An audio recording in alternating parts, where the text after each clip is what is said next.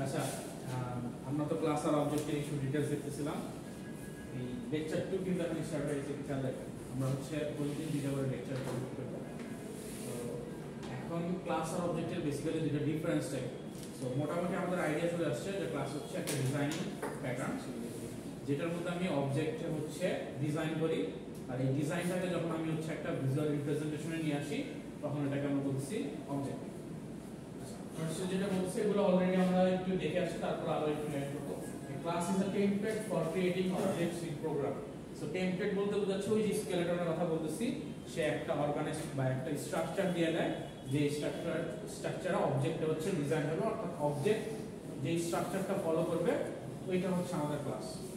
আর second হচ্ছে object is an instance of a class. Instance বলতে ওই যে যখন আপনি এটাকে ভিজুয়াল রিপ্রেজেন্টেশন দিবেন বা ফিজিক্যাল একটা রিপ্রেজেন্টেশন দিবেন তখন এটা হচ্ছে ক্লাস হচ্ছে। সো আপনি এইখানে যে অবজেক্টটা ক্রিয়েট করতেছেন এটাই হচ্ছে একটা ইনস্ট্যান্স, এটাকেই বলতেছে হচ্ছে ইনস্ট্যান্স অফ ক্লাস। সো ক্লাসের একটা ইনস্ট্যান্স, সেটা হচ্ছে একটা অবজেক্ট। নেক্সট ওয়ান হচ্ছে a class is a logical entity. Logical entity কেন বলতেছে? যতক্ষণ আপনি ক্লাসটা ডিজাইন করছেন, ক্লাস কিন্তু নরমালি ডিজাইন হয়েছে, বাট আপনি যদি অবজেক্ট ক্রিয়েট না করেন তাহলে কি আপনি এটা কি কাজ করতে পারতেছেন? করতে পারবেন না। অবজেক্ট ক্রিয়েট করলে আপনি এই ভ্যালুগুলো অবজেক্টের থ্রুতে অ্যাক্সেস করতে পারবেন, অর্থাৎ যে ডিজাইনটা আপনি করে রাখছেন ওটা আপনি অবজেক্টের থ্রুতে অ্যাক্সেস করলেন। যেমন এইখানে myobj.x দিয়ে কিন্তু আমি এই অবজেক্টের থ্রুতে এই আন্ডারে যে ক্লাসে ডিজাইন করা আছে এটাকে অ্যাক্সেস করতে পারলাম। বাট নরমালি শুধুমাত্র ক্লাস যদি আমি ক্রিয়েট করে রাখতাম, সাপোজ এই অবজেক্টটা নাই, তাহলে কি আমি এইভাবে লিখতে পারতাম? আমি কিন্তু কোনো ভ্যালু পাইতাম না। আমি যদি x এর ভ্যালু প্রিন্ট করতাম তাহলেও পাইতাম না। তো তার মানে অবজেক্ট ক্রিয়েট করার আগ পর্যন্ত ক্লাস যেরকম থাকে এটা হচ্ছে লজিক্যাল, অর্থাৎ ক্লাসের ডিজাইনটা লজিক্যাল। জাস্ট আমি একটা ডিজাইন করে রাখছি, বাট ডিজাইনটাকে যখন আমি হচ্ছে ভিজুয়াল রিপ্রেজেন্টেশনে নিয়ে আসি বা ফিজিক্যাল রিপ্রেজেন্টেশনে নিয়ে আসি তখন এটাকে আমরা object pi. So object is a physical entity. So এটাকে ফিজিক্যালি দেখা যায়। যেমন আমি এই অবজেক্টটা ক্রিয়েট করলাম, এই অবজেক্টের থ্রুতে আমি ভ্যালুগুলো অ্যাক্সেস করে ভ্যালুগুলো পাচ্ছি। সো ফিজিক্যাল ভ্যালু পাচ্ছি, আমি দেখতে পাচ্ছি এটা কি ডাটা প্রেজেন্ট করতেছে। Third one is a class does not allocate memory space when it is created.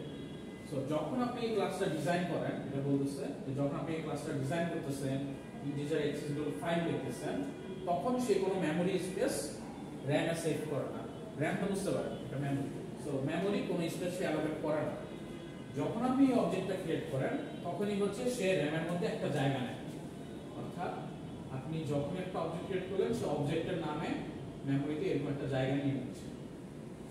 মেমরির অনেক ডিটেইলস আমরা পড়বো হচ্ছে মাইক্রোপ্রসেসর একটা কোর্সে, ওই যে যখন আমি অ্যাসেম্বলি করব সেই কোর্সে আমরা এটা পড়বো মেমরি। সো যখনই আপনি অবজেক্ট ক্রিয়েট করতেছেন তখনই জায়গা নিচ্ছে। এর আগে ক্লাস কিন্তু কোনো জায়গা দিচ্ছে না, সে জাস্ট একটা ডিজাইন করে রাখছে। এই প্রোগ্রামের একটা জায়গা আছে, কিন্তু প্রোগ্রামের জায়গাটা কিন্তু ক্লাসের জায়গা। আর এইখানে যখন অবজেক্ট ক্রিয়েট করতেছেন তখন সে কি করতেছে? প্রোগ্রামের জায়গা তো আছেই যে জায়গায়, বাট এক্সট্রা করে অবজেক্টের জন্য একটা জায়গা নিয়ে নিচ্ছে যেখানে সে অবজেক্টের ভ্যালুগুলো রাখে। সাপোজ x = 5 এই ভ্যালুটা থাকে।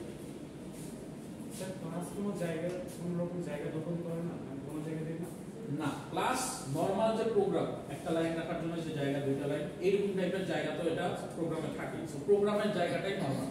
বাট যখন আপনি প্রোগ্রামে একটা মাই অবজেক্ট নামে একটা অবজেক্ট ক্রিয়েট করতেছেন, সে এক্সট্রা করে RAM একটা জায়গা নিচ্ছে যেখানে শুধুমাত্র মাই অবজেক্টের ভিতরে যে ডিজাইনগুলো ওগুলো রাখতেছে। বাট নরমালি ক্লাসে কি ওই জিনিসটা হয়? ওই জিনিসটা হয় না। সে কোনো স্পেসটা অ্যালোকেট করতেছে না। নরমাল প্রোগ্রামে যে স্পেসটা অ্যালোকেট করা ওইটাই প্রোগ্রামের একটা জায়গা লাগে, প্রোগ্রামের স্পেসটাই ক্লাসের স্পেস, কিন্তু ক্লাস এক্সট্রা করে কোনো অ্যালোকেশন করতেছে না। বাট এইখানে যখনই ক্রিয়েট করব তখনই সে এক্সট্রা করে একটা জায়গা নিচ্ছে। নেক্সট এইখানে বলতেছে object allocates memory space whenever they are created. So যখনই সে ক্রিয়েট করতেছে এই যে তখনই সে জায়গা হচ্ছে একটা অ্যালোকেট করে নিচ্ছে RAM। Fourth one is you can declare class only once. So আপনি যখন একটা ক্লাস ডিজাইন করবেন, এই ক্লাস কিন্তু আপনি একটা ক্লাসে ডিজাইন করতে পারবেন। এই ক্লাসে মেইন ক্লাস নামে কিন্তু আপনি আরেকটা ডিজাইন করতে পারবেন না, বা আরেকটা ক্লাস কিন্তু ডিক্লেয়ার করতে পারবেন না সেম জায়গায়। সো আপনাকে এই কারণেই বলতেছে যে class can declare only once. So একবারে আপনি ক্লাস ডিক্লেয়ার করে এই ক্লাসটা ডিজাইন করে কাজ করতে পারবেন। ভিন্ন নামে মাল্টিপল ক্লাস। হ্যাঁ, ভিন্ন নাম যদি দেন তাহলে সেটা তো আর এই ক্লাস না, সেটা অন্যরকম ক্লাস হয়ে যাবে, ওইটা আবার আলাদা। বাট একটা ক্লাস আপনি একবারই হচ্ছে কাজ করতে পারবেন। You can create more than one object using a class. এই ক্লাসের ভিতরে যে প্যাটার্নটা আছে এখানে বলতেছে যে এই প্যাটার্নটা ইউজ করে আপনি একটা অবজেক্ট ক্রিয়েট করবেন, বাট আপনি চাইলে মাল্টিপল অবজেক্টও ক্রিয়েট করতে পারেন। তার মানে আপনি যদি চান যে আমি মেইন মাই ওবিজে ওয়ান নামে আরেকটা ক্লাস ক্রিয়েট করি, সরি অবজেক্ট ক্রিয়েট করি, যেখানে আমি সেম ক্লাসের স্কেলেটনটা ইউজ করতেছি, অর্থাৎ মেইন ক্লাসের একটা স্কেলেটন আমি ইউজ করতেছি, যেখানে অন্য একটা অবজেক্ট লিখতেছি যেটার নাম হচ্ছে myobj1। সো myobj1 কিন্তু ক্লাসের ডিজাইন কিন্তু সেম, অর্থাৎ ভিতরের যে ডেফিনিশন বা ডেটাগুলো সেম, বাট সে কিন্তু আরেকটা অবজেক্ট ক্রিয়েট করে ফেলবে, তার মানে সে মাল্টিপল অবজেক্ট ক্রিয়েট করতে পারতেছে একই ক্লাস ইউজ করে। সো এই myobj.1 যদি আপনি প্রিন্ট করেন সেম ওয়েতে system.println myobj.1 সরি myobj1.x যদি আপনি প্রিন্ট করেন তাহলে কিন্তু আপনি কি পাবেন 5 পাবেন, x = 5, সো x এর ভ্যালু 5 টা প্রিন্ট হয়ে যাবে। এটা কি বুঝতে পারতেছেন? সো আপনি একই ক্লাস ইউজ করলেন কিন্তু অবজেক্ট কি মাল্টিপল ক্রিয়েট করতে পারতেছেন না, বাট আপনি কি একটা ক্লাসকে মাল্টিপল বার ক্রিয়েট করতে পারতেছেন? পারতেছেন। সো এইটাই হচ্ছে এই ডেফিনিশনের কথা। স্যার এখানে কি স্ট্রাকচারকে আপনি স্কেলেটন বলতেছেন না? হ্যাঁ, স্ট্রাকচার হচ্ছে এই যে ডিজাইনিংটা, ক্লাস নেম লিখলেন, ক্লাসের আন্ডারে কি একটা ভ্যারিয়েবল ক্রিয়েট করলেন, আর হচ্ছে ক্লাসটা কমপ্লিট হয়ে গেল। এইটুকু পর্যন্তই হচ্ছে আপনার কি স্কেলেটন। আর এর ভিতরে যখন আপনি মেইন মেথড ইউজ করে অবজেক্টগুলো ক্রিয়েট করতেছেন, এইটা হচ্ছে আপনার ইনস্ট্যান্স, ক্লাসের ইনস্ট্যান্স মানে হচ্ছে অবজেক্ট ক্রিয়েট করতেছেন আপনি, বুঝতে পারতেছেন? স্কেলেটন মানে আপনি এই ডিজাইনিং পার্টটা বলতেছেন, যে এখানে যদি আর কিছু থাকতো, ধরেন আমি একটা মেথড লিখলাম void ইভেন্ট, ধরেন কিছু লিখিনি, জাস্ট ইভেন্ট একটা মেথড, তাহলে আমি এটাকে অ্যাক্সেস করতে পারতাম এই অবজেক্টের থ্রুতে, কারণ এই অবজেক্টের ভিতরেই এই প্যাটার্নটা আছে, কারণ এই অবজেক্টটা কি ক্লাসের একটা অবজেক্ট। সো এটার মধ্যে কি এখন x = 5 আছে প্লাস এই ইভেন্ট মেথডটাও আছে। সো আমি যদি ইভেন্ট মেথডটা অ্যাক্সেস করি তাহলে আমাকে লিখতে হবে কি ইভেন্ট, সরি ফার্স্ট লিখতে হবে myobj.event। সো এইটা যখন আমি ইউজ করব তখন মানে কি এই অবজেক্টের ভিতরে যে মেথডটা ক্রিয়েট হয়ে যাবে, তখন আমি অবজেক্টটা ক্রিয়েট করব, যে মেথডটা আছে এই মেথডটা কল হবে, কল হয়ে সে কাজ করবে। কি কাজ করব এটা আমরা জানি না, জাস্ট যখন দেখলাম। সো এইভাবে আমি অ্যাক্সেস করতে পারবো। তার মানে অবজেক্ট হচ্ছে ক্লাসের যে প্যাটার্নটা আমি ডিজাইন করে রাখতেছি সেটা তার নিজের কাছে রাখে, যখন আমি ক্রিয়েট করি সে ওই ভ্যালুগুলো নিয়ে এসে কাজ করতে পারবে। আর ক্লাস হচ্ছে জাস্ট ওই ডিজাইনিং পার্টটা। এখানে একটা एग्जांपल দেওয়া আছে, সাপোজ एग्जांपल হচ্ছে ক্লাসের एग्जांपल হচ্ছে কার বলতে আমরা কি বুঝাই বলেন তো? বাহ, খুব ভালো এক্সপ্লেনেশন। সো কার বলতে অ্যাকচুয়ালি আমরা যে জিনিসটা বুঝাই সেটা হচ্ছে, দেখতে কেমন হয়েছে? সুন্দর হয়েছে? ক্লাস 10 এর ড্রয়িং এ শিখছিলাম, 10, 9 এরকম টাইম হবে, এরপরে আমি শিখি নাই। এই গাড়ি জানি কি, গাড়ির মধ্যে সিট থাকবে, গাড়ির চাকা থাকবে, হেডলাইট আর টেল লাইট থাকবে। সো চারটা চাকা থাকবে, সিট থাকবে। সো এটাই হচ্ছে গাড়ি। আর যখনই আমি হচ্ছে জাগুয়ারে চলে আসতেছি, সো এটার ভিতরে কি ডিজাইনিং আমি চেঞ্জ করে ফেলতেছি, এটার ভিতরে একটা ভ্যালু দিয়ে দিচ্ছি। ভ্যালু দিলে জাগুয়ারটা দেখতে কিরকম, ধরেন এইরকম স্টাইলিশ, ওই ডিজাইনই হবে, একটু ডিফারেন্স হবে, এর থেকে ভালো লাগতে পারে না। ধরেন এইরকম স্টাইলিশ,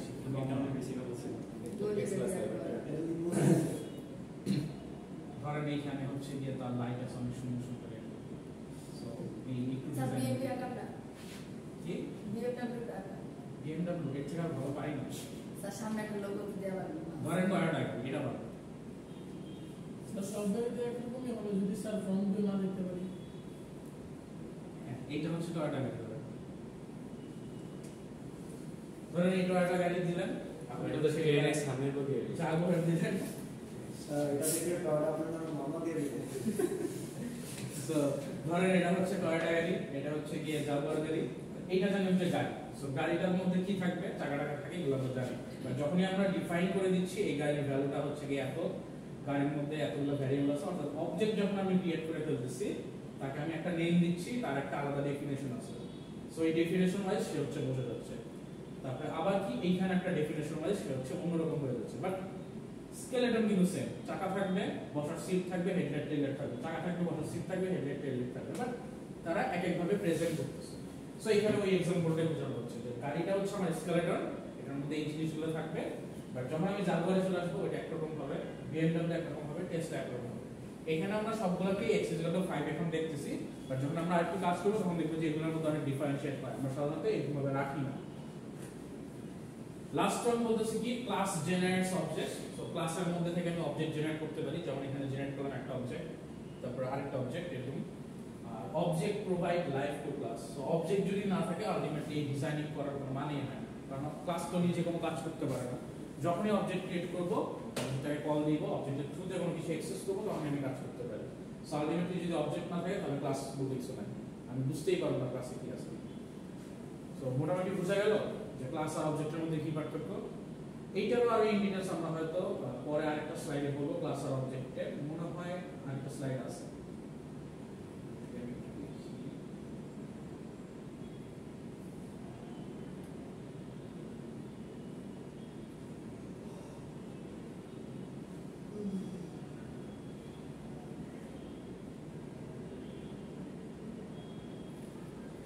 অবজেক্টের ক্লাসে এক্সট্রা করে আমাদের আরেকটা স্লাইড আছে পরের লেকচারে, ওইখানে আমরা আরো ইন ডিটেইলস করব যে অবজেক্ট কি, ক্লাস কি, তখন কিভাবে ডিক্লেয়ার করা লাগে, কিভাবে ডিজাইন করা লাগে, এই সবগুলো আমরা আরো ইন ডিটেইলস করব। সো এখন যদি আমাদের মোটামুটি বোঝা যায় তাহলেই হবে। আমরা জাস্ট একটা ইন্ট্রোডাক্টরি বুঝলাম যে অ্যাকচুয়ালি আমরা কি প্রোগ্রাম করতে যাচ্ছি, এই প্রোগ্রামের মধ্যে আমরা কিভাবে লিখবো, প্রোগ্রামটাতে কি কি থাকবে। পরবর্তীতে আমরা বুঝতে পারবো যে এই প্রোগ্রামের ক্যারেক্টারিস্টিক্স গুলো কিরকম, কিভাবে কাজ করে, ইন ডেপথ আরেকটু করব।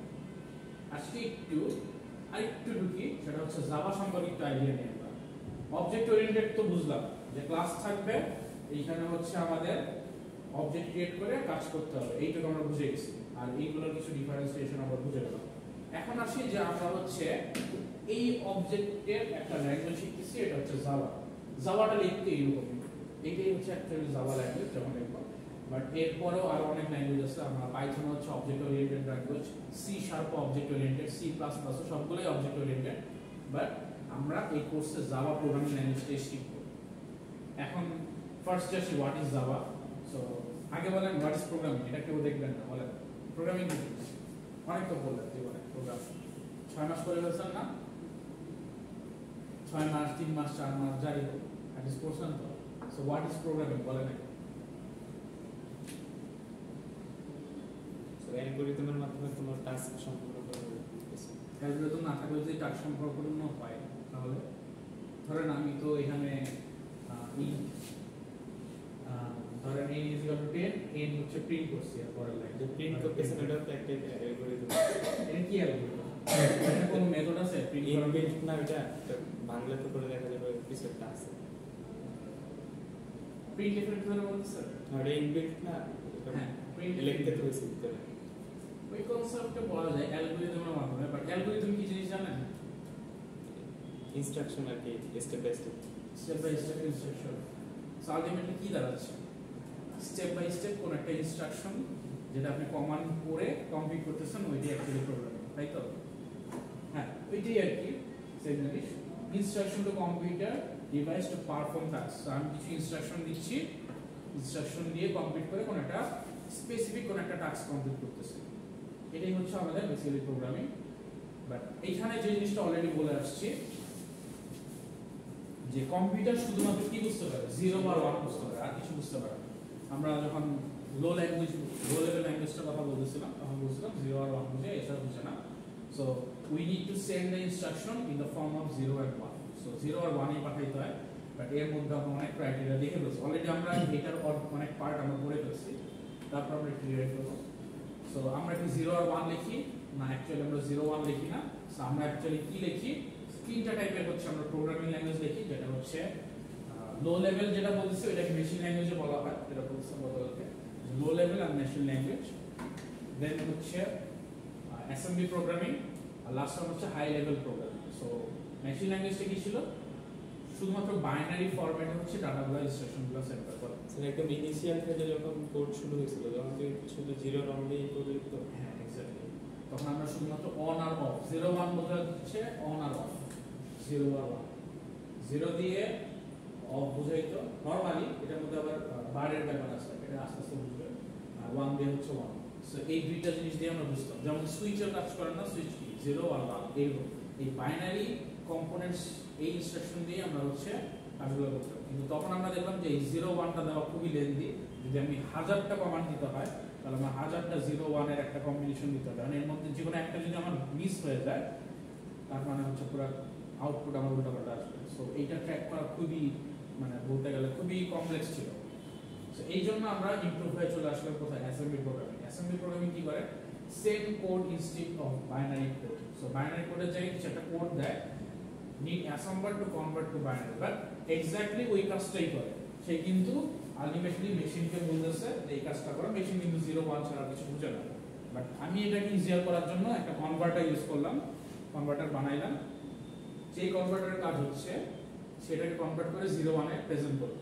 সো আমি যদি 0 1 এ প্রেজেন্ট করি, 0 1 অনেক কমপ্লেক্স থাকে, সো অনেক বড় হয়ে গেলে আমার ভুল হওয়ার চান্স বেশি, হিউম্যান এরর বেশি। এখন আপনাদের কোশ্চেন থাকতে পারে স্যার হিউম্যান এরর যদি বেশি হয় তাহলে হিউম্যানের থেকে তো রোবট হবে বা কম্পিউটার হবে, এরর হবে না। বাট ভুল না হলে আপনি ক্রিয়েটিভিটি দেখাইতে পারবেন। ওটা হচ্ছে আপনি যখন ভুল করেন তখন আপনি বুঝতে পারেন যে আচ্ছা এটা করলে ভুল হবে আর এটা করলে রাইট হবে। বাট কম্পিউটার কখনো বুঝতে পারে না যে এটা করলে ভুল হবে, এটা করলে রাইট হবে। সেইখানে আপনার কম্পিউটার মধ্যে ডিফারেন্স। সো আপনি ভুল করতে করতে শিখেন, বাট কম্পিউটার কিন্তু ভুল করতে করতে শিখে না। যদিও এই ল্যাঙ্গুয়েজগুলো আমরা এখন কনভার্ট করার ট্রাই করতেছি মেশিন ল্যাঙ্গুয়েজ আর আর্টিফিশিয়াল ইন্টেলিজেন্সের মাধ্যমে, যে হিউম্যান ব্রেন যেভাবে চিন্তা করে যে একটা ভুল হলে সে বুঝতে পারে যে আমি ভুল করতেছি, দেন সে সঠিক কাজটা শুরু করে। এই কাজগুলোই কিন্তু আমরা এখন ইমপ্লিমেন্ট করতেছি রিসেন্টলিতে। এগুলো করতে করতে একটা টাইমে হয়তো আমরা অনেক বেশি অ্যাকুরেট হয়ে যাবে। অনেক মেকানিজম এখন চলে আসছে যেগুলো 100% অ্যাকুরেট কাজ করে। অনেক মেকানিজম আছে যে আপনি তাকে কিছু বললে সে বুঝতে পারে যে আচ্ছা এটা মানে এটা, বাট সে লার্নিং প্রসেস ছিল কি ভুল থেকে শেখা। এই সেম জিনিসটাই আমরা হচ্ছে হিউম্যান নেচারে হচ্ছে এই জিনিসটা করি, যে আমরা কোনো কিছু করি, ভুল করে শিখি। যেমন আপনি যদি ABCDও শিখেন, প্রথমে আপনি কি করতেন? ভুল করতেন। আপনার আব্বু বা আম্মু হয়তো বলতো আচ্ছা এটা মানে এটা হচ্ছে বি, আপনার আবার ভুল করতেন, আবার ABCD করতে করতে আপনি একটা পর্যায়ে গিয়ে শিখে ফেলছেন। এখন আপনি ABCD আর ভুলার বিষয় না। সেম জিনিসটা হচ্ছে গিয়ে আপনি এখন প্রোগ্রামিং ল্যাঙ্গুয়েজ করবেন, এখন আপনি ভুল করবেন, ভুল করতে করতে শিখবেন, বাট একটা টাইমে দেখবেন যে আপনি অনেক কিছু পারেন, ইভেন এর থেকে বেটার জিনিস আপনি ক্রিয়েট করতেছেন। বাট মেশিনের একটা হচ্ছে লিমিটেশন আছে, সে জাস্ট ভুল চিনাই দিলে ভুল বোঝে, রাইট চিনাই দিলে রাইট বোঝে। সে প্রোগ্রেসটা নিজে থেকে করতে পারে না, বাট এই প্রোগ্রেসটা নিয়েই আমরা কাজ করতেছি আমাদের এই প্রোগ্রামিং ওয়ার্ল্ডটা। সো এগুলো আমাদের জানা দরকার। সো আমরা আপডেট নিলাম কিসে? Programming, assembly programming. Assembly programming কি করতেছে? কিছু কোর্স দেয় 0 1 এর ব্যতীত। সো এই কোর্সটা কনভার্ট করে কি অ্যাসেম্বলার নামে একটা মেকানিজম, সে কনভার্ট করে 0 1 1 এ কনভার্ট করে ফেলে, তখন হচ্ছে মেশিনটা কাজ করতে পারে। এন্ড লাস্ট ওয়ান হচ্ছে হাই লেভেল প্রোগ্রাম, যেটা আমরা অ্যাকচুয়ালি ইউজ করতেছি এই কোর্সে, SPL বা স্ট্রাকচার প্রোগ্রামিং ল্যাঙ্গুয়েজ ইউজ করে আসছি। The code is close to English language, English language এর মতো একটা need compiler to convert to binary. So এখানে যে মেকানিজমটা ইউজ করে কম্পাইলার, কম্পাইলার কি করে? এই যে কোডগুলো আছে এই কোডগুলোকে 0 আর 1 এ কনভার্ট করে দেয়। সো সে 0 আর 1 এ কনভার্ট করে অথবা অ্যাসেম্বলারে কনভার্ট করে, অ্যাসেম্বলার আবার হচ্ছে 0 1 এ কনভার্ট করে। এটা একটা প্যাটার্ন আছে আমরা দেখি। আর এই যে হাই লেভেল, এর মধ্যে তিনটা টাইপ থাকে, একটা হচ্ছে নন স্ট্রাকচার, স্ট্রাকচার, আর একটা হচ্ছে অবজেক্ট ওরিয়েন্টেড প্রোগ্রামিং। সো এই যে টাইপগুলো আমরা একটু দেখি। ফার্স্ট ওয়ান হচ্ছে নন স্ট্রাকচার। এখানে কি থাকে? Generate spaghetti code. স্প্যাগেটি বলতে কি বলছি? স্প্যাগেটি বুঝেন? নুডলস স্প্যাগেটি, কোনো কোথা থেকে স্টার্ট হচ্ছে কোথা থেকে শেষ হচ্ছে আপনি খুঁজেই পাবেন।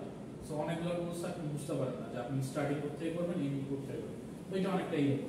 সো এই কোডটা অনেক আগে ইউজ হইতো, এখন ফার্স্টের দিকে যখন আমরা হচ্ছে এইগুলা মানে তখন হচ্ছে আমরা জেনারেট করি নাই বা ইনভেন্ট করি নাই।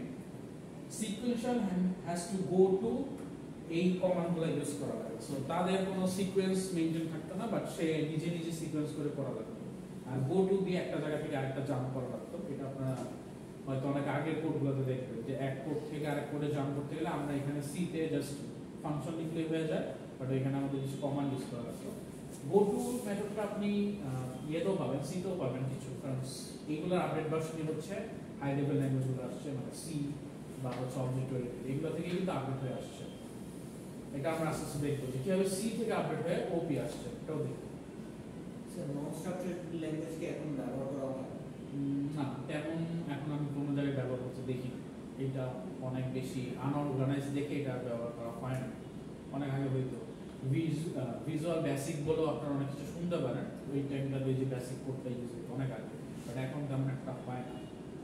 এরকম কোনো কি অ্যাডভান্টেজ আছে নন স্ট্রাকচার্ড ল্যাঙ্গুয়েজে যেটা স্ট্রাকচার্ড ল্যাঙ্গুয়েজ? যদি অ্যাডভান্টেজ থাকতো তাহলে বাকিগুলো কেন ইনভেন্ট হইতো? অ্যাডভান্টেজ নাই বলেই হচ্ছে ইনভেনশন আসতেছে।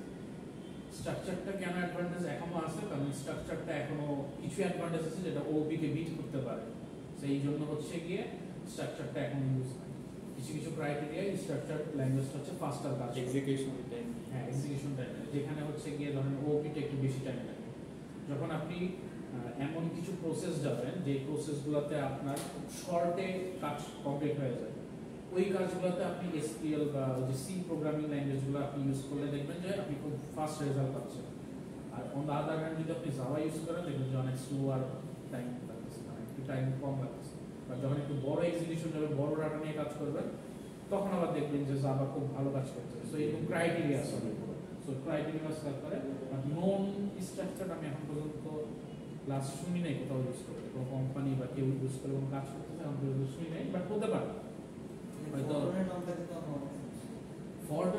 ফরট্রানের নাম শুনছেন, বাট ফরট্রানের কাজ হয় বলে আমার মাথায় আসতেছে না। মানে আমি এখন পর্যন্ত রিসেন্ট ডেজে কোথাও দেখছি না, বাট ইন্টারনাল হয়তো ডেভেলপ করতে পারে। মানে একেবারেই যে কাজ হয় না এরকম নাও হইতে পারে, হয়তো কিছু জায়গায় তাদের নিজস্ব কাজের জন্য কাজ করে, বা তারা কিন্তু এইগুলো থেকে আমরা ডেভেলপ করে ল্যাঙ্গুয়েজ কিন্তু প্রতিনিয়ত ডেভেলপ হয়, আমরা জাস্ট এইগুলো দেখতেছি। বাট আমি আপনাদের যদি পারি আমি একটা স্লাইড দেখাবো যে কত ল্যাঙ্গুয়েজ হচ্ছে ডেভেলপ হয়েছে। অনেক ল্যাঙ্গুয়েজ কিন্তু ডেভেলপ হয়, কিন্তু তারা ডেভেলপ করার পরে দেখা গেছে যে ফিজিবল হয় না। ফিজিবল বলতে বোঝাচ্ছে যে এটা বেশি একটা ভালো হচ্ছে না, এক্সিকিউশন টাইম বেশি নিচ্ছে, বা দেখা যাচ্ছে এটা অনেক কমপ্লেক্স হয়ে যাচ্ছে, ইজি আর না, ইজিলি ইউজ করা যায় না। ওগুলো কিন্তু আপডেট হয়, ল্যাঙ্গুয়েজে কনভার্ট হয়, বাট তার মার্কেটে বেশি একটা রান হইতে পারে না, তখন হচ্ছে গিয়ে ডাউন হয়ে যায়। সো ওইগুলো কোথেকে আসে? ওগুলো এইগুলোরই কিন্তু আপডেট ভার্সন। সো ওপি আপডেট ভার্সন, হয়তো জাভার আপডেট ভার্সন, পাইথন আসে, সি শার্প আসে, এরকম করতে করতে একটা করে আপডেট চলে আসে। বাট যেটাই বেশি ভালো বা এক্সিকিউশন পারফরমেন্স ভালো, ওইটাই বেশি থাকবে। অপটিমাইজেশন, পারফরমেন্স, এফিসিয়েন্সি যা ভালো, সেই ল্যাঙ্গুয়েজটাই বেশি মানুষ ইউজ করে। আচ্ছা, এরপরে হচ্ছে স্ট্রাকচার প্রসিডিউরাল, দুইটাই বলা হয়। এখানে আমরা জানি কি কিছু ফাংশনস থাকে বা সাবরুটিন বলতেছে, সাবরুটিন বলতেই ফাংশন বলছে, ওগুলো ইউজ করে আমরা কাজ করি। এটা কি করে? ক্ল্যারিটি নিয়ে আসছে, কোয়ালিটি নিয়ে আসছে, এন্ড ডেভেলপমেন্ট টাইমটাকে ইজিয়ার করছে। যে নন স্ট্রাকচার্ডের যে টাইমটা লাগতো, বেশি টাইমটা লাগতো ডিবাগিং করতে বা মডিফাই বা চেঞ্জেস করতে, ওইটাতে এটা খুব ক্ল্যারিটি নিয়ে আসছে, কারণ আমরা কি ফাংশন ওয়াইজ কাজ করতে পারি, আলাদা আলাদা ডিভাইড করা। এটার মধ্যে হচ্ছে সি আছে, প্যাসকেল আছে, আর অবজেক্ট ওরিয়েন্টেড যেটা আমরা এই কোর্সে শিখতেছি, ওইটাও একটা ভ্যারিয়েন্ট এই হাই লেভেল ল্যাঙ্গুয়েজে। এটা কি করে? এটা অলরেডি আমরা বুঝেও গেছি যে একটা অবজেক্টকে কেন্দ্র করে সে হচ্ছে কাজ করে। So organised around object rather than actions and data rather than logic. So এখানে মডেলটা পুরোপুরি অবজেক্টের উপর dependent rather than actions and data. So action গুলো দেখবেন কি আমরা সিতে যে অ্যাকশন গুলো পড়ে আসছি, if else, তারপর ফর লুপ, while loop, এই টাইপের অ্যাকশন গুলোই থাকবে, কিছু চেঞ্জ হবে না, বাট কিছু কনসেপ্ট হচ্ছে এখানে বিল্ড হয়। এই কনসেপ্ট হচ্ছে ওই অবজেক্টকে নিয়ে কাজ করে। দেন বলছে historically a program has been viewed as a logical procedure that takes input data, process it produce output data. So প্রোগ্রামটা কিভাবে কাজ করে, কেন আমরা প্রোগ্রামটা নিয়ে কাজ করি, এটা একটা হিস্টোরিক্যাল বলা আছে যে এটাকে যদি আমি লজিক্যাল প্রসিডিউরগুলো কমপ্লিট করতে পারি, লজিক্যাল অপারেশনগুলো যদি কমপ্লিট করতে পারি, ডাটা ইনপুট দিতে পারে, কিছু আউটপুট দেখাতে পারে, তখনই আমরা হচ্ছে এটাকে প্রোগ্রামিং ল্যাঙ্গুয়েজ হিসেবে বলতে পারি, যে কমান্ডগুলো সে কমপ্লিট করতে পারতেছে।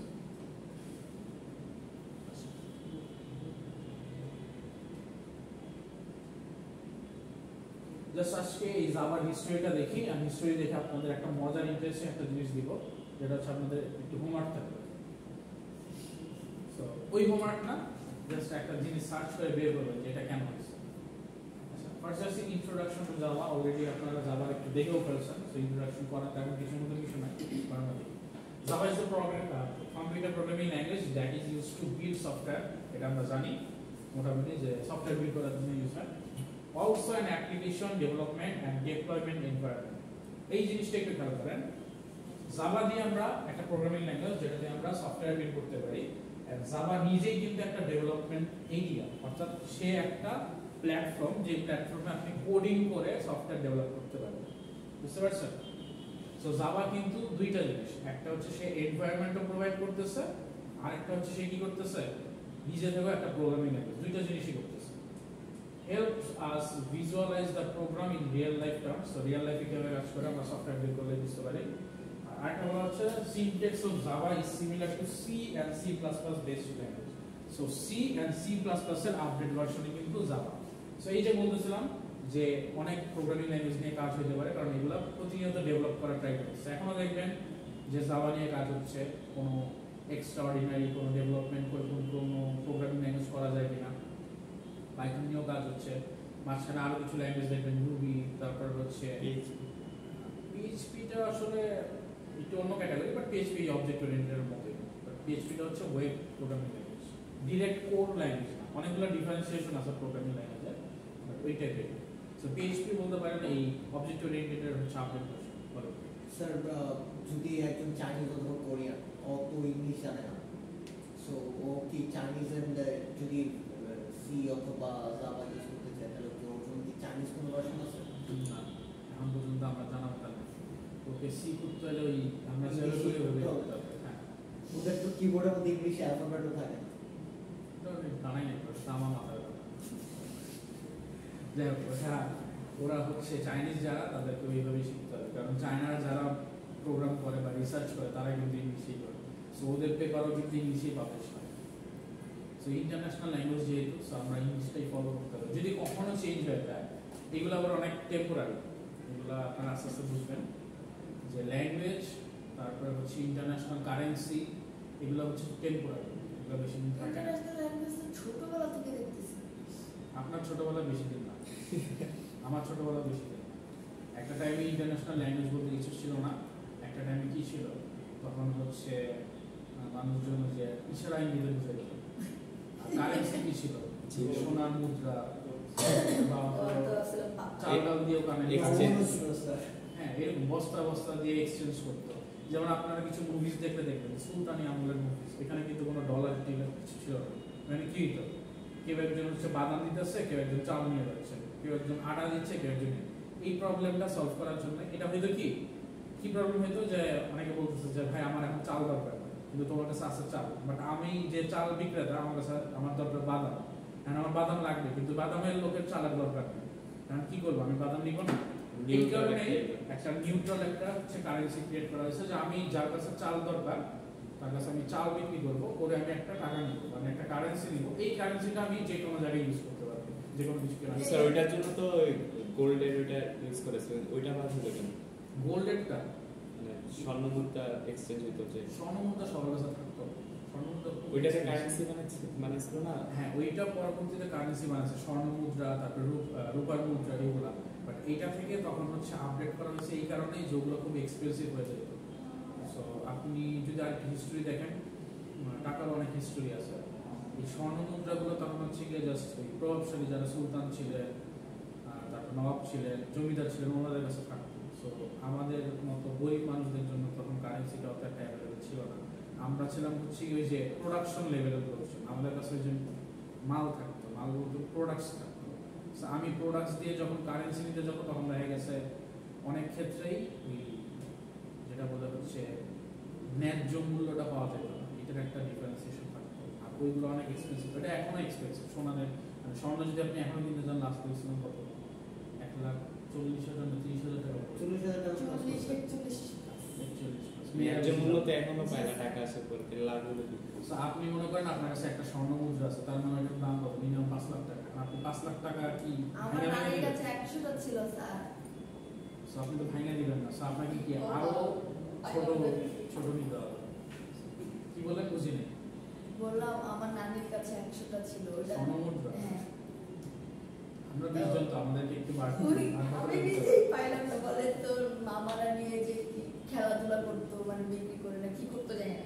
স্বর্ণ মুদ্রা দিয়ে খেলাধুলা করতে এত না না না না, expensive খেলাধুলা করতে কি মানে তখন তো মনে করেন বুঝে নাই এটার ভ্যালু, তখন হচ্ছে এগুলা দিয়ে দেখা যেত বিক্রি করে টাকা পয়সাতে হয়তো বা কি করতে জানি না, মানে আমরা বুঝতে পারছি আপনি খুব রিচ। না না না না, আমি মোটো রিচ ফ্যামিলি না। আমার না, যার কাছে 100টা স্বর্ণ মুদ্রা আছে সে তো গরিব হতে পারে না, আমার পকেটে তো একটাও নেই। না এখন তো কিছু নেই, এখন তো আমি তো নিজে কিছু পাইনি, এটা তো অনেক আগে। মানে আপনার বাপ দাদার বড় লোক ছিল, আপনি গরিব হয়ে গেছেন। না আমার নানা নানি অনেক বড় লোক ছিল। আপনি দাদির সাইড থেকে কখন ভালোবাসা বুঝতে পারছি, দাদা দাদিকে রাখতে চাচ্ছেন না আসলে দাদাদের পাইনি তো। টাইম বাই টাইম এগুলো চেঞ্জ হয়ে আসে, একটা কারেন্সিতে আসলো। ইভেন কিছুদিন পরে দেখবেন ডলার চেঞ্জ হয়ে যাইতে পারে। মোস্ট প্রবাবলি আমার কাছে যেটা মনে হচ্ছে, চায়নাটা বিট করতে পারে, আমার কাছে মনে হচ্ছে। মানে এটা পার্সোনাল এক্সপিরিয়েন্স, অন্যান্য সাইড থেকে বোঝা যায় যে চায়না কিছুদিন পরে বিট করবে। ইন্টারন্যাশনাল কারেন্সি যে ওয়েন বলা হয়, ইয়েন ইয়েন, আচ্ছা যাই হোক, ইয়েন হতে যাচ্ছে মেইন। আমি শিওর না, বাট আমার পার্সপেক্টিভ পরে এটা বোঝা যাবে আগামী 100 বছর পরে। স্যার হিসাবে তো মনে করেন এটা দুইটা ডিফারেন্ট কান্ট্রি কারেন্সি তো ডিফারেন্ট মানে কি এক দেশের কারেন্সি অন্য দেশেও চলবে, মানে আপনি ডলার কি সব জায়গায় ইউজ করতে পারতেছেন না? ইউজ করতে বলতে আপনি তো ওইটা ব্যাংকে পাল্টায় নিতে হবে বাংলাদেশ আসলে ডলারটা এক্সচেঞ্জ করে টাকায় কনভার্ট করে তারপরে ইউজ করতে হবে নাকি? আপনি যদি একটা ডলার থাকে আপনি ইউজ করতে পারছেন আপনার দেশে, এটাই ইন্টারন্যাশনাল কারেন্সি, যে আমি এই ডলারটা যে কোনো দেশে নিয়ে গেলে আমি যে কোনো দেশে গিয়ে এটা ইউজ করতে পারবো, ওয়েদার আমি এটাকে চেঞ্জ করি বা কনভার্ট করি। বাট আপনি যদি বাংলাদেশি টাকা নিয়ে যান, আপনি যদি ওইখানে গিয়ে ইউএসএ যান, ইউএসএ বলবো আমি বাংলাদেশের টাকা অ্যাকসেপ্ট করি না। যেমন সেম কিছুদিন আগে দেখতেছিলাম ইন্ডিয়ায় বাংলাদেশি টাকা অ্যাকসেপ্ট করতেছিল না, এটাও হয়।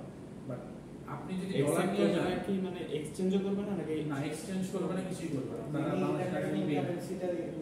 কারেন্সিটা এইভাবে কাজ করে যে আমি ইন্ডিয়াতে গেলাম, আমি ফার্স্টে ডলার দিব, ডলার কিনে এসে ডলার দিয়ে আবার ইন্ডিয়ান রুপিস। হ্যাঁ, অ্যাকচুয়ালি আপনি জাস্ট কনভার্সন করে কাজ করতেছেন, বাট এই কনভার্সনের ভ্যালুটা হচ্ছে ওনারা নিচ্ছে, মানে এটা সর্বজনিত স্বীকৃত যেটা বলে অল অ্যাকসেপ্টেড। সো অ্যাকসেপ্টেড যদি হয় তখন নিবে। সো আমার কাছে মনে হচ্ছে কিছুদিন পরে যেহেতু এইটা অ্যাকচুয়ালি থাকে কাদের কাছে, যাদের মানে কি বলে ডেভেলপিং বেশি ভালো, যেমন সবচেয়ে বেশি জিডিপি হাইয়েস্ট আছে হচ্ছে ইউএস, পুরো ওয়ার্ল্ডের মধ্যে ইউএস এর জিডিপি ভালো, এই জন্য কারেন্সিটা হচ্ছে ডলার আছে। যখন হয়তো ইউএস এর কেউ বিট করে ফেলবে, চেঞ্জ করে ফেলবে, তখন হচ্ছে কেউ মোটা হয়ে যেতে পারে। কিন্তু যে ইসরায়েলের যে কারেন্সিটা ওটা তো আবার ফিলিস্তিনেও চলে, মানে ন্যাশনাল কারেন্সি ওইটা ওইটাকে মানে ইসরায়েল ফিলিস্তিন ওই কোন টপিক, এটা ওদের নিজেদের একই দেশ ওরা বলে দাবি করে, এই জন্য ওদের ওটা অন্য আলাদা, ওইটার সাথে আপনি কাজ করবেন। বাট আপনি যদি নর্মালি বাংলাদেশি টাকা ইন্ডিয়াতে গিয়ে বলেন, যে একটা দোকানে গিয়ে বলেন যে আমার টাকাটা নাও, সে নিবে না। বাট তাকে যদি ডলার দেন, সে কিন্তু ওইটা ডলারটা নিতে পারে, কারণ সে জানে যে ডলারটা আমি ভাঙে আমি মানে ইন্ডিয়ান রুপি নিতে পারবো বা ইন্ডিয়ান কারেন্সি নিতে পারবো। সো ওইটাই হচ্ছে যে ইন্টারন্যাশনাল অ্যাকসেপ্টেড বলে এটা ইন্টারন্যাশনাল কারেন্সি। যাও, এটা আমাদের ক্লাস না, আমরা যাবাই ফিরে আসছি। সো অনেক গল্প করে ফেললাম।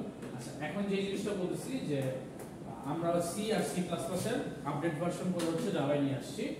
অ্যান্ড এইটা হচ্ছে বাংলা বলতে গেলে জাভার বাপ।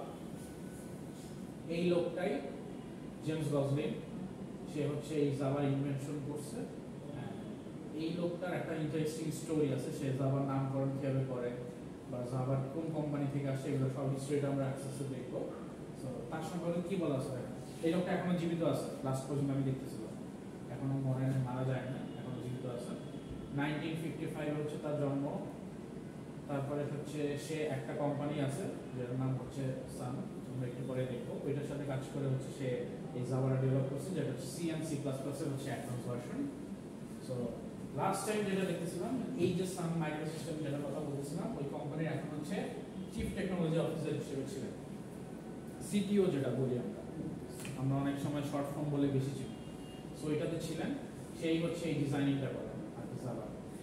আপনাদের যে কোশ্চেনটা আমি বলতেছিলাম হোমওয়ার্ক, জাভার এই যে লোগোটা দেখতে কি রকম বলেন তো? চায়ের থেকে তো বড় চায়ের কাপের থেকে ধরা হচ্ছে, কেন হচ্ছে? এইটা হচ্ছে আপনাদের গরম চা। জাভার সাথে গরম চায়ের সম্পর্ক কি?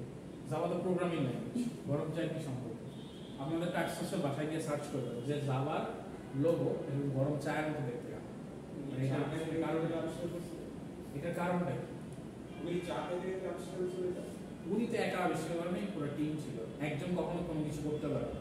আপনি যদি চিন্তা করেন যে আমি একা একটা কিছু করে ফেলবো, এই জন্য আপনাদের একটা লার্নিং আছে, যেটা আমরা বলি টিম ওয়ার্ক। আপনাদের প্রজেক্ট কেন গ্রুপ ওয়াইজ করা হয় শুধুমাত্র এই কারণে, কারণ আপনি কখনো একা একটা জিনিস বিল্ড করতে পারবেন না। আপনি 5 জন বা 6 জন বা 10 জন নিয়ে 10 রকমের চিন্তা ভাবনা নিয়ে যখন কাজ করবেন, 10 রকমের ক্রিয়েটিভিটি নিয়ে যখন কাজ করবেন, তখনই আপনি হচ্ছে কি করতে পারবেন, একটা কিছু আইডিয়া জেনারেট করতে পারবেন। সিঙ্গেল পার্সনও পারে অনেক সময়, এমন না যে পারে না, বাট যখন একটা হিউজ পরিমাণ কাজ করেন তখন কিন্তু আপনার মাল্টিপল পার্সন দরকার। যেমন আপনি যদি চিন্তা করেন রিসেন্টলি স্পেস এক্স এর ভিডিওটা দেখছেন, তো অনেকেই দেখছে, এটা খুব ভাইরাল হয়েছে, যে তারা হচ্ছে যে রকেটের যে জ্বালানিটা আছে ওটা আবার ক্যাচ করতে পারতেছে রিউজের জন্য, ওই শেলটা হচ্ছে তারা ক্যাচ করতে পারতেছে। সো ওইটা কি একজন করছে? পুরো টিম মিলে কাজ করছে, বাট ফোকাসে আসে কিন্তু একজন, ইলন মাস্ক কিন্তু ফোকাসে আসছে। আপনি কিন্তু কোনো টিম মেম্বারের নাম জানেন? নাম জানেন, আমিও জানি, ফোকাস আসে একজন। সো কেউ যদি বলে যে এটা কে ইনভেন্ট করছে, সে কিন্তু সবসময় বলবে স্পেস এক্স এর ইলন মাস্ক, বাট কেউ বলবে না এর আন্ডারে কতজন ছিল। সো এরকমই, সো একজন খুব ফোকাসে আসে যে হচ্ছে মেইন টিম লিডে থাকে, বাট এর আন্ডারে কিন্তু অনেক মাল্টিপল পার্সন কাজ করে। সো আমরা কি হতে যাব, টিম লিডার হতে যাব। সো টিম লিডার হওয়ার জন্য আমাদের কি টিম ওয়ার্ক জানতে হবে। সো টিম ওয়ার্ক জানাটা বেশি ডিফারেন্স, এই জন্য মানে জরুরি। এই জন্যই হচ্ছে আমরা গ্রুপ ওয়াইজ প্রজেক্টটা করি, যেটা আমরা এই কোর্সে করব, বুঝতে পারছেন? সো আমরা একটু হিস্টোরি দেখি, হিস্টোরি এই পেজটা করে শেষ করব আজকে। সো 1990 তে সান মাইক্রোসিস্টেম যে কাজটা করছে, began a research project named Green to develop the C and C++ based language। তার মানে তারা একটা জিনিস করছে, তারা একটা আইডিয়া জেনারেট করতেছে যে আমরা C আর C++ কে ডেভেলপ করব। এই কাজ কিন্তু হাজারো কোম্পানি করতেছে। এরপরে যে অনেক পার্সন চাচ্ছে যে এই প্রোগ্রামিং ল্যাঙ্গুয়েজটাকে আরো আপডেট করা যায় কিনা, আরো চেঞ্জ করা যায় কিনা, ওইগুলো থেকে কিন্তু আমরা ফ্রেমওয়ার্কে চলে আসছি এখন। সো এই ল্যাঙ্গুয়েজগুলো আপডেট করতে করতে কিন্তু ফ্রেমওয়ার্ক চলে আসছে। সো তখন জেম গসলিন নামে একজন লোক, যে হচ্ছে কি ছিল, নেটওয়ার্ক সফটওয়্যার ইঞ্জিনিয়ার, সে কিন্তু মানে direct software engineer, network software বুঝেন, নেটওয়ার্কের সাথে কানেক্টেড থাকে। Designer was assign to this project, তাকে হচ্ছে এই প্রজেক্টে অ্যাসাইন করা হয়েছে। কাজকে করছে সান মাইক্রোসিস্টেম কোম্পানির নাম। Goslin's solution to the problems of C++ was a new language called Oak after Oak tree দেখছেন? ওই যে অনেকটা হচ্ছে কিছু মুভিজ আছে অ্যানিমেশন কার্টুনের, একটা ওক ট্রিজের উপরে স্নো পড়ে, ওইটার উপরে একটা ওক ট্রিটা হচ্ছে একদম বলতে কিরকম বোঝায়, মানে কোনো পাতা থাকে না, তার শীতকালে খুব পাতা জড়ো থাকে। এটা হচ্ছে আপনি খুব মুভিজে দেখতে পাবেন ওক ট্রি, সার্চ করলেই পাবেন ওক ট্রি। সো এটা হচ্ছে ওই সাইডগুলোতে দেখা যায়, আমাদের এখানে ওক ট্রি তেমন একটা নাই, জানা আমি দেখিনি এখনো, চোখে পড়ে নাই। So in May 1995, Sun Microsystems formally announced Java. Oak was renamed. So rename করে Java নিয়ে আসছে। Java একটা ফুল ফর্ম আছে, এটাও আপনাদের হচ্ছে একটা কাজ। So আপনাদের কাজ হচ্ছে Java ফুল ফর্মটা বের করে নিয়ে আসবেন, এটা ফুল ফর্ম কি, আর আরেকটা হচ্ছে ওই যে চায়ের কাপের মধ্যে দেখতে পাবেন। Finally in 1996 Java arrived in the market as a programming language। তার মানে এই প্রোগ্রামিং ল্যাঙ্গুয়েজের বয়স কত বছর? আপনার থেকে বড়। এখানে 1996 তো কেউ নাই আশা করি। তো আপনার থেকে বড় প্রোগ্রামিং ল্যাঙ্গুয়েজের। স্যার এই যে এটা ডেভেলপ করলে তোমাদের লাভ হলো কি? আমাদের কি লাভ হলো? সারা দুনিয়া অ্যাপ্লিকেশন ইউজ না, যখন মাইক্রোসফট ডেভেলপ করলো ওদের ইউজ করতে টাকা লাগে, ওরা টাকা পায়। এটা তো ইউজ করতে টাকা লাগে না, তাই না? এইটা যে আপনি ইউজ করতেছেন, আপনি একটা সফটওয়্যার বিল্ড করতেছেন না, সফটওয়্যার বিল্ড করে যখন কাজ করতেছেন তার আন্ডারে কি ডাটাবেস লাগে, ডাটাবেসটা আপনাকে কিনতে হয়, ডাটাবেস কিনে আপনাকে স্টোরেজ নিয়ে কাজ করতে হয়। তারপরে এই যে সফটওয়্যারটা ইউজ করতেছেন, জাভার যে ট্যাগটা আসতেছে, এই ট্যাগের উপরে আপনার কি মনে হচ্ছে? জাভার কিন্তু অনেকগুলো ভার্সন আছে, আপনি যেটা ইউজ করেন সেটা ফ্রি ভার্সন, আপনারা এখানে 4টা ভার্সন দেখবেন, ওই যে দেখেন লাস্ট ভার্সনটা কি লেখা, it is used to develop rich internet application, it uses lightweight user interface. So আপনি যখন একটা প্রোগ্রামিং ল্যাঙ্গুয়েজ ইউজ করতেছেন, তার ভিতরে যে ল্যাঙ্গুয়েজটা, এই অ্যাপ্লিকেশন যে ওয়েব সার্ভিস ইউজ করতেছেন, তার কি এপিআই লাগবে না? তার অনেকগুলো কাজ আছে, মানে এই কোম্পানির সব জায়গায় আপনার লাগবে। কোম্পানির ডাটাবেস আপনাকে ইউজ করতে হবে, কোম্পানির হচ্ছে গিয়ে আপনার প্রোগ্রামিং ল্যাঙ্গুয়েজ ইউজ করতে হবে, কোম্পানির ডেভেলপমেন্ট, তারপর সাইট আপনাকে ইউজ করতে হবে। এইগুলো কি করা হয়? যখন আপনি নর্মাল ভার্সনগুলো ইউজ করেন স্ট্যান্ডার্ড, এগুলো ফ্রি থাকে। আর যখন আপনি কোম্পানি বেস চলে যান, তখন কিন্তু আপনার লাইসেন্স কিনে ইউজ করতে হবে, তখন কিন্তু আপনি আর ওই লেভেলে থাকেন না। আমরা মোস্ট প্রবলি কি করি, অনেকগুলো আমরা একটু পাইরেটেড সফটওয়্যার ইউজ করি বা ক্র্যাক ভার্সনগুলো ইউজ করি। বাট যখন আপনি একটা কোম্পানি চলে যাবেন হায়ার লেভেলে, তখন কিন্তু আপনার এগ্রিমেন্ট করতে হবে। আপনি বাংলাদেশের কোম্পানিগুলোতে পাবেন মাইক্রোসফট অফিস আমরা কি করি, ক্র্যাক ভার্সন ইউজ করি, সিরিয়াল ইউজ করি, প্যাচ ইউজ করি, ওনাদের কিনে ইউজ করা লাগে। কেন ইউজ করা লাগে? কারণ আপনি যখন ইন্টারন্যাশনাল মার্কেটে যাবেন, কোনো একটা প্রেজেন্ট করবেন, অফিসিয়াল লাইসেন্স ছাড়া কিন্তু আপনি ইউজ করতে পারবেন। তখন কিন্তু তারা বলবে আপনি পাইরেটেড ইউজ করতেছেন, আপনার উপরে কিন্তু মামলা হয়ে যাবে। আমি নিজে ইউজ করতেছি, আমি ছোট মানুষ, তার এত দেখার কোনো স্কোপ নাই। বাট একটা বড় কোম্পানি যখন পাইরেটেড জিনিস ইউজ করবে, সে কিন্তু একটা এগেইনস্টে মামলা করে দিতে হবে, তো তখন কিন্তু প্রবলেম। সো এইগুলো আমরা যতই বলি যে তাদের কোনো লাভ হচ্ছে না, বাট আপনি কিন্তু তাদের পুরো অ্যাপ্লিকেশনটা ইউজ করতেছেন। এই অ্যাপ্লিকেশন কোথায় যাচ্ছে? মোবাইলে যাচ্ছে, কম্পিউটারে যাচ্ছে, সো অনেক ইউজার ইউজ করতেছে। সো এইগুলো থেকে তারা বেনিফিট পাচ্ছে অবভিয়াসলি। তারা যে ক্লাউড স্টোরেজ ভাড়া দিচ্ছে, আপনি যেখানে কাজ করবেন, ক্লাউড ডেভেলপমেন্ট কিট দিচ্ছে, এনভায়রনমেন্ট আপনি আপডেট করার জন্য, এক্লিপস বলেন, ইন্টেলাইজে বলেন, তারা যে জাভা সাপোর্ট করতেছে, তারা কি জাভাকে কিছু দিচ্ছে না? তারা কি ফ্রি পাচ্ছে? এই যে যেমন আপনি বলতেছেন যে ধরেন গুগলের কথা যদি বলেন, গুগল তো অ্যান্ড্রয়েড ফ্রি করে রাখছে, তাহলে অ্যান্ড্রয়েড কেন, মানে তাদের প্রফিটটা কোথায়? অ্যান্ড্রয়েডের একটা প্লে স্টোর আছে না, প্লে স্টোরে অ্যাপ্লিকেশনগুলো আছে না, অনেক অ্যাপ্লিকেশন এখনো পেইড আছে। এই অ্যাপ্লিকেশন যখন আপনি গুগলে প্লে স্টোরে পাবলিশ করতে যান, আপনাকে একটা অ্যামাউন্ট গুগলে দিতে হয়, মানে গুগলকে আপনাকে একটা অ্যামাউন্ট দিতে হয়। মোস্ট প্রবাবলি আমি যদি গ্লাস দেখছিলাম $400 দিতে হয়, অনেক আগে দেখছিলাম, এখন কত দিতে জানি না। সো আপনি একটা অ্যাপ্লিকেশন ডেভেলপ করবেন, ওইটা ডেভেলপ করে আপনি ওই প্লে স্টোরে হচ্ছে আপনার অ্যাপ্লিকেশনটা পাবলিশ করতে যাচ্ছেন। এছাড়া তো আপনি কোথাও পাবেন না। আপনি যদি নিজের ওয়েবসাইটে রাখেন তাহলে জাস্ট আপনার ওয়েবসাইট থেকেই ডাউনলোড হবে। কিছু পাইরেটেড সফটওয়্যার আছে যেগুলো ইউজ করে, যেমন ধরেন ইউটিউব রিভার্সড, ইউটিউবের একটা অপটিমাইজ বা একটা মডিফাইড ভার্সন। সেই ভার্সনটা কি হয়, তারা অফিসিয়ালি দিতে পারবে না, কারণ এটা একটা পাইরেটেড সফটওয়্যার বা মানে ইউটিউবকে মডিফাই করে বানানো, সেটা অফিসিয়ালি লঞ্চ করতে হবে না। এটা ওদের ওয়েবসাইটে থাকে, ওয়েবসাইট থেকে ডাউনলোড করে, বাট মানুষজন ইনস্টল করতেছে। সো এটা তো ইউটিউব জানলে এই করে দিতে হবে। ইউটিউব জানে অলরেডি, ইউটিউব প্রতিবার বন্ধ করে আর নতুন আরেকটা সফটওয়্যার দিয়ে দেবে। সো পাইরেটেড ক্র্যাক ভার্সন এমনি চলে, প্রতিবারই বন্ধ হয়, নতুন করে তারা ক্র্যাক বানায়, পাইরেটেড বানায়। যেমন আপনি গেমসগুলো খেলেন, সেম গেমসগুলো কিন্তু সব টাকা দিয়ে কিনতে হয়, কিন্তু আপনি কি করেন, আগে ছিল ডিস্ক কিনে নিয়ে আসতাম, আপনি কি করতেন, একটা ক্র্যাক ভার্সন নামান ইউজ করেন। আর যখন অনলাইনে খেলতে হয় মাল্টিপ্লেয়ারে, তখন কি মানে পারচেস ছাড়া আপনি ইউজ করতে পারেন, সেম সব জায়গায় কনসেপ্ট। সো আপনি যখন ওদের জিনিসগুলো ইউজ করতেছেন, ওদেরকে অবভিয়াসলি একটা পেমেন্ট করতে হয়। আপনি না করেন, আপনি যে জিনিসটা ইউজ করতেছেন সে পেমেন্ট করতেছে। সো প্লে স্টোরে যখন আপনি একটা অ্যাপ্লিকেশন পাবলিশ করবেন, আপনাকে একটা পেমেন্ট করে করতে হবে। আপনি অ্যাপ্লিকেশনটা হয়তো ফ্রি ডাউনলোড করতে পারেন, কিন্তু ওই অ্যাপ্লিকেশনের লাভ কি, সে হয়তো কোনো অ্যাড জেনারেট করতেছে, ওই অ্যাপ্লিকেশনের থ্রুতে আপনি কোনো একটা পেমেন্ট করতেছেন, তাদের ওইখানে লাভ। এক একটা অ্যাপ্লিকেশন এক এক ক্যাটাগরি ডিপেন্ডস করে। কিছু অ্যাপ্লিকেশন লাভ করে হচ্ছে অ্যাডসেন্সের মতো, মানে জাস্ট আপনাকে অ্যাড দেখাবে, আপনি হয়তো অ্যাপ্লিকেশনটা ইউজ করতেছেন, ক্লিক করলেন, একটা অ্যাড আসলো, আপনার কথা হচ্ছে কাজ তো হচ্ছে, আমি 5 সেকেন্ডে একটা অ্যাড দেখে নিলাম। বাট তারা ওই অ্যাড দেখায় আপনার জেনারেটেড নিচে ওই অ্যাড কোম্পানি থেকে, মনে করেন বাংলালিংকের একটা অ্যাড দেখাচ্ছে, বাংলালিংক থেকে তারা টাকা পাচ্ছে, গ্রামীণে দেখাচ্ছে, গ্রামীণ থেকে টাকা পাচ্ছে, এরকম হাজারো কোম্পানি থেকে তারা টাকা পাচ্ছে। সো তাদের লাভটা ওইখানে।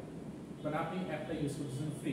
So app is a medium, just আপনাকে ইউজ করানো, আর ওই সাইড দিয়ে তারা হচ্ছে টাকা জেনারেট করতেছে। এগুলো অনেক গেমস এখন চলে, ছোটখাটো সবগুলা গেমস এরকম আছে যেগুলো ফ্রিতে চলে। হ্যাঁ অনেক গেমস এরকম চলে, বাট যেগুলো হচ্ছে আপনার একটু দামি গেমস, বড় বড় গেমস, ধরেন পাবজি গেমসের কথা বলি, এটা ফ্রি, কিন্তু এটা লাভ কি, বড় বড় কোম্পানি এখানে ইনভেস্ট করে। ওই কোম্পানি, বড় বড় কোম্পানি কেন ইনভেস্ট করে, কারণ ওই গেমের জন্য তাদের গ্রাফিক্স কার্ড সেল হয়, তাদের প্রসেসর সেল হয়, তাদের হেডফোন, মাউস, কিবোর্ড সব সেল হয়, তাদের মোবাইলও সেল হয়। সো তারা কেন স্পন্সর করবে, তাদের তো লাভ আছে। যদি এই গেম ডেভেলপ হয় তাহলে তাদের মানে ডিভাইস বেশি সেল হবে, এটাই। সো তাদের ওইখানে অনেক মানে এগুলো আপনি কোর লেভেলে যখন যাই থাকবে তখন বুঝতে থাকবে যে অ্যাকচুয়ালি লাভ কোথায় জেনারেট হয়। সো এটাই মোটামুটি আমাদের হচ্ছে হিস্টোরি। 1996-এ তারা প্রথম মার্কেটে লঞ্চ করে, অ্যান্ড লঞ্চ করার পরে এখন পর্যন্ত জাভা, লাস্ট যখন আমি এটা মানে স্লাইডটা ক্রিয়েট করি, 3 বিলিয়ন ডিভাইস আছে যেটা হচ্ছে জাভাতে রান করে। সো এই যে ডিভাইসগুলোতে রান করতেছে অবশ্যই প্রফিট জেনারেট করছে তাকে। জাভা, সে যখন জাভার সিস্টেমটা ইউজ করতেছে জাভাকে তাকে প্রফিট দিতে হয়। এটার মধ্যে কোথায় ইউজ করে দেখেন, ডেস্কটপ অ্যাপ্লিকেশন ইউজ হয়। এই যে অ্যাক্রোবেট আমরা ইউজ করছি না, অ্যাক্রোবেট জাভার উপরে চলে। মিডিয়া প্লেয়ার আছে অনেকগুলো জাভার উপরে চলে, জাভা প্রোগ্রামিং ল্যাঙ্গুয়েজের উপরে। সো মিডিয়া প্লেয়ারগুলো সেল হয় না, আমরা কিন্তু অনেক ক্র্যাক ভার্সন ডাউনলোড করি, প্যাচ ভার্সন ডাউনলোড করি, বাট ডেভেলপ হচ্ছে কি জাভাতে। সো যখন ডেভেলপ করি আমি সফটওয়্যার, জাভা একটা ওয়েব অ্যাপ্লিকেশন আছে যেটা আমরা এখানে ক্রিয়েট করবো এই প্রজেক্টে ল্যাবে। Enterprise edition such as banking application, এই যে ব্যাংকিং অ্যাপ্লিকেশন যখন ইউজ করে সেল করতেছে, রেভিনিউ পাচ্ছে। মোবাইল তো জানেনি, জাভা মোবাইল এসে না ছোটবেলায় আমরা একটা অ্যাপ্লিকেশন অন করলেই জাভা লেখা উঠতো প্রথমে, ওগুলো জাভা মোবাইল, যদিও এখন অনেক চেঞ্জ হয়ে গেছে। এমবেডেড সিস্টেম কি, ঘড়ি, টিভি, ফ্রিজ, এগুলো হচ্ছে এমবেডেড ডিভাইস। এমবেডেড সিস্টেম হচ্ছে যেটা ওই সিস্টেমের মধ্যেই সব আছে, এক্সটার্নাল আর কিছু এটাতে অ্যাড করতে হয় না, ওইগুলো সিস্টেমগুলোকে বলা হয় এমবেডেড। যেমন ঘড়ির সাথে কি আমার কোনো কিছু কানেক্ট করতে হয়, ঘড়ি নিজেই চলে, কিন্তু এটার মধ্যে কি একটা প্রসেসর আছে ছোট, বা একটা কিছু আছে কাজ করার জন্য, একটা বোর্ড আছে, ওই বোর্ডের মধ্যে সব কিছু একসাথে অ্যাড আছে। সেম এমবেডেড সিস্টেমগুলো এরকম, ফ্রিজ কন্ট্রোলিং করতেছে, কন্ট্রোলিং খেয়াল হয় প্রোগ্রামিং ল্যাঙ্গুয়েজের থ্রুতে, বাট ওটা কি ওইটার নিজের মধ্যেই সব কিছু আছে, এক্সট্রা করে কিছু করতে হয়। যখন আমরা কম্পিউটার ইউজ করি, কম্পিউটার কিন্তু প্রসেসর এক জায়গায় থাকে, মনিটর আলাদা থাকে, সবগুলো কিন্তু কানেক্ট করি, ওটা কিন্তু এমবেডেড ডিভাইস না। এমবেডেড সিস্টেমটা হচ্ছে যেটা নিজের মধ্যেই স্বয়ংসম্পূর্ণ, নিজের মধ্যে সবকিছু আছে। স্মার্ট কার্ডের যে প্রোগ্রামগুলো করতেছে ওইটা, রোবোটিক্সও জাভা ইউজ হয়, গেমিংও জাভা ইউজ হচ্ছে। আর অ্যান্ড্রয়েডেতে ইউজ হচ্ছে আপনারা জানেনই, অ্যান্ড্রয়েডে হচ্ছে জাভা ল্যাঙ্গুয়েজ দিয়েই হচ্ছে অ্যান্ড্রয়েডের যতগুলো কোড করে, এই কোডগুলো হচ্ছে অ্যান্ড্রয়েড অ্যাপ্লিকেশনসগুলো ইউজ করে জাভা প্রোগ্রামিং করতে। এছাড়াও আছে কটলিন আছে, আরও কিছু আছে, ওগুলো দিয়ে এখন ডেভেলপ হয়। ফ্লাটার আছে, তারপর হচ্ছে ইয়ে আছে, আরেকটা আছে ডটনেট দিয়েও হচ্ছে এখন মোবাইল অ্যাপ্লিকেশন ইউজ করা যায়, অনেকগুলো আছে। বাট মোস্ট পপুলার হচ্ছে অ্যান্ড্রয়েডের নিজস্ব জাভা, সো জাভা কিন্তু ইউজ করি। ওকে, এই পর্যন্ত কারো কোনো প্রবলেম? ঠিক আছে, আমরা হচ্ছে নেক্সট ক্লাস দেখবো।